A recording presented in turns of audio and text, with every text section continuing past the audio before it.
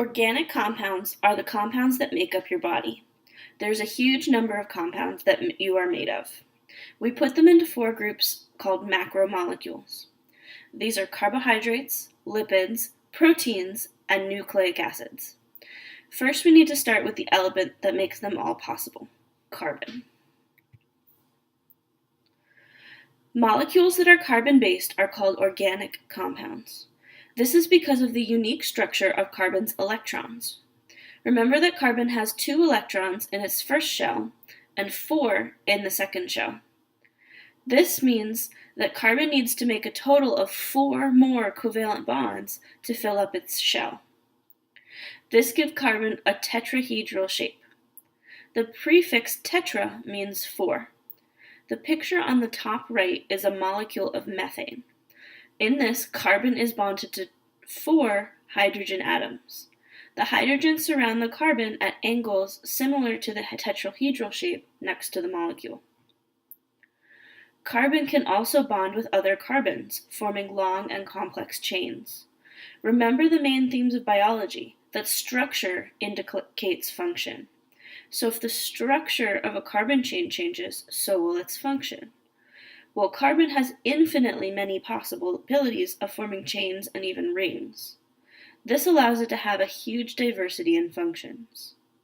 So let's look at some of these different shapes carbon can take on. Carbon can form chains. So on the left, the molecule of ethane and propane are carbon chains that are different in length.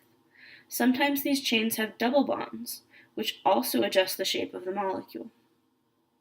On the right, 1 butene and 2 butene are made of the same number of carbon and hydrogen atoms, but the location of the double bond is different. These 2 molecules have the same chemical formula, C4H8, but they have different structures, so they are called isomers. Butane on the bottom left and isobutane are also isomers. They each have 4 carbons and 10 hydrogens, so they have the chemical formulas that would look identical, C4H10, but the structure is different. Butane is a straight chain, but isobutane is branched. Carbon can also form rings. These are common in some of the macromolecules that we're going to discuss. Most of our molecules are not just made up of carbon and hydrogen. They have additional chemical groups called functional groups that affect the way molecules participate in chemical reactions. The 6 common functional groups are shown in the table on the right. The first 5 we will discuss are hydrophilic, meaning that they are polar. So hydrophilic means that they will mix well with water. They have either an oxygen or a nitrogen that is highly electronegative, and having these electronegative molecules causes the molecule to be polar. These groups allow molecules to mix with water and other polar molecules. Let's look at each one individually. I'm going to use the chart on the right and go from the top to the bottom. At the top, we have the hydroxyl group. It is an oxygen bonded to a hydrogen, and the oxygen is attached to the carbon chain. Molecules that have one of these are called alcohols. Next, we have a carbonyl group. Carbonyl groups are an oxygen double bonded to a carbon. These can be at the end of a chain or in the middle, and the location of them is going to affect how the breakdown of some different simple sugars. Next, we have a carboxyl group. It has a carbon double bonded to an oxygen, and the carbon is also bonded to an oxygen and hydrogen. These molecules are called carboxylic acids. They are a weak acid, which means that they donate some hydrogens to liquid solutions. When they donate hydrogens, they bring the pH down. An amino group contains a nitrogen bonded to 2 hydrogens. This is a weak base. This means it can remove some hydrogens from a solution, making it more basic.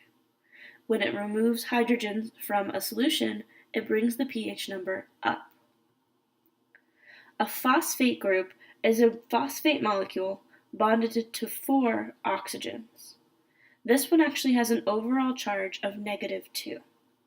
Molecules with phosphate groups are commonly involved in energy transfers, like the energy molecule ATP. Adenosine triphosphate has 3 phosphate groups. The last group is the methyl group. It's the only one that is nonpolar because hydrogen and carbon have about the same electronegativity. It is hydrophobic, meaning that it does not mix well with water. It does affect the shape and function of other carbon chains. A polymer is a long chain made up of similar or identical building blocks. Each of these small subunits is called a monomer.